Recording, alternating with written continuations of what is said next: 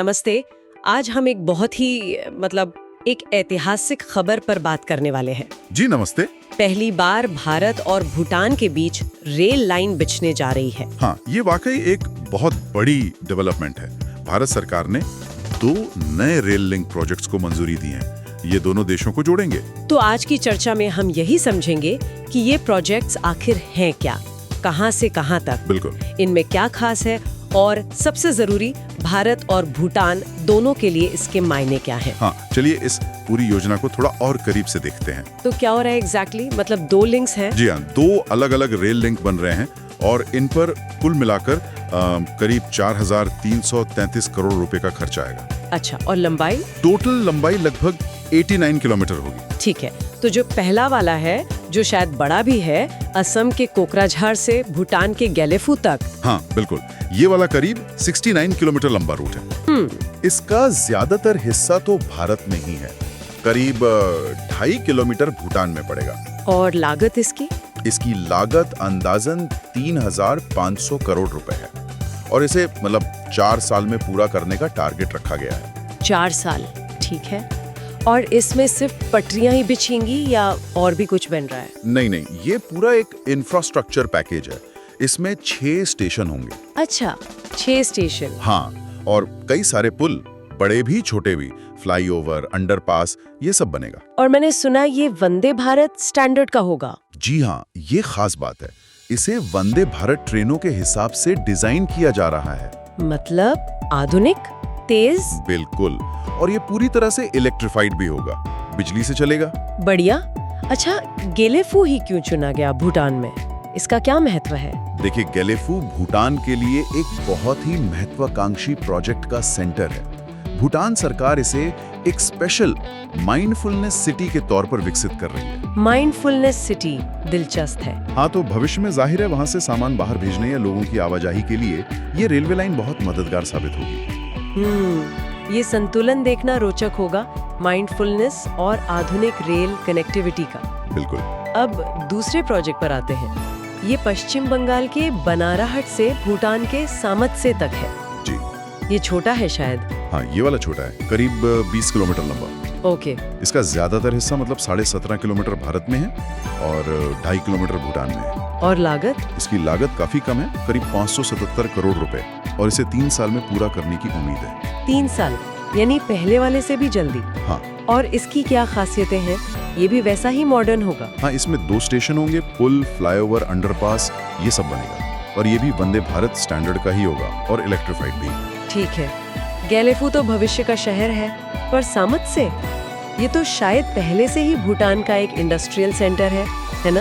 बिल्कुल सही कहा आपने। सामतसे एक स्थापित औद्योगिक केंद्र है। तो क्या इस लिंक का असर ज्यादा जल्दी दिखेगा, व्यापार वगैरह पे? हाँ, ये उम्मीद तो है, क्योंकि एक इंडस्ट्रियल एरिया है, तो इस रेल लिंक से वहाँ बनने वाला सामान बहुत आसानी से और सस्ते में भारत के बाजारों तक पहुँच सकेगा। और फिर बंदरगाहों तक भी? हाँ बिल्कुल, कोलकाता, हल्दिया जैसे पोर्ट्स तक।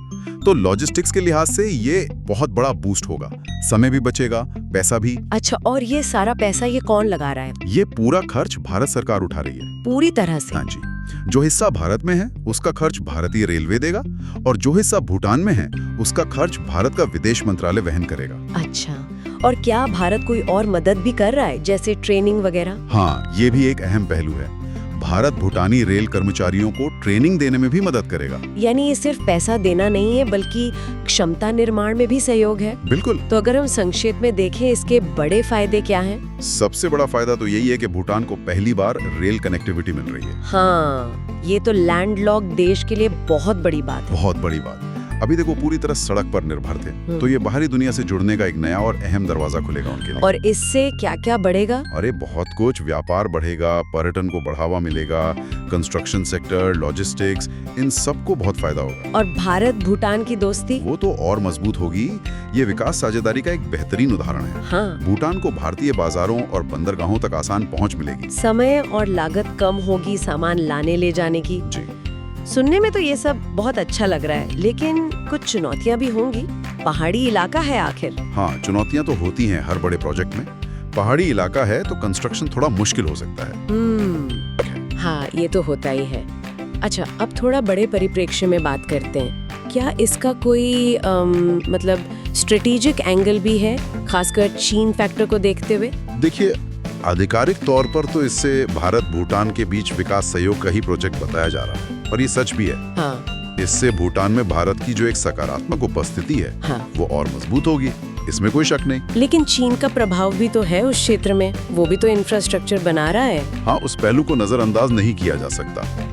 पिछले कुछ सालों में चीन ने भूटान से सटे कुछ इलाकों पर अपना दावा भी जताया है, जैसे डोकलाम या साक्तेंग, और वो अपने बेल्ट एंड रोड इनिशिएटिव के तहत पड़ोसी देशों में रेल रोड नेटवर्क बना ही रहा है। तो ये भारत का रेल लिंक एक तरह से भूटान को एक और विकल्प देता है। बिल्कुल, ये भूटान को कनेक्टिविटी का एक और मजबूत भरोसेमंद विकल्प देता है। इससे शायद किसी एक देश पर उसकी निर्भरता कम हो सकती है। भूटान हमेशा से भारत को अपना सबसे करीबी दोस्त मानता आया है, और ये प्रोजेक्ट उस रिश्ते को और गहराई देगा।